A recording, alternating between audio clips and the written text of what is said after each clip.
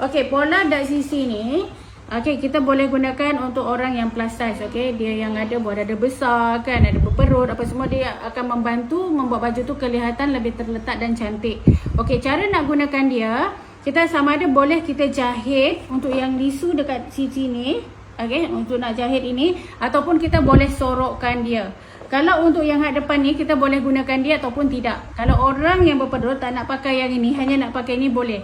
Okey, kalau kita tak nak gunakan yang ini cukup kita jahit sahaja. Tapi kalau kita nak gunakan princess line ini, so yang ini kita kena sorokkan. Okey, Nurul akan tunjuk cara dia.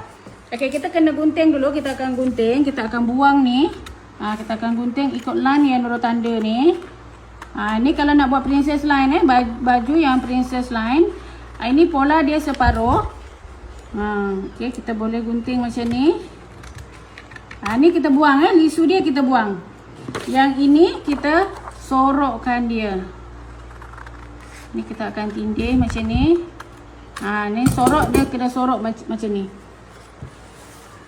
Okey, ini just kita tindih sahaja. Okey, kita tutup. Akan jadi begini. Kita tutup macam ni. Okey, yang ini kita sudah buang.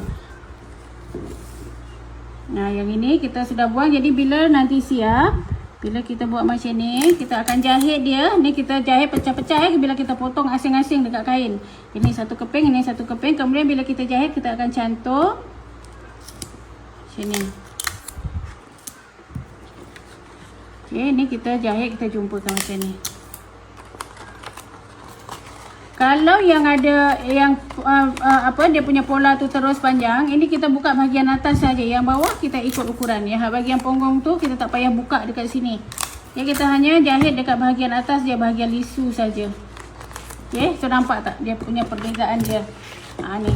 Okey, dia nampak. Ini dia akan ada bentuk untuk letak buah dada. Jadi kalau kita tak pakai pola, dia akan macam inilah baju dia.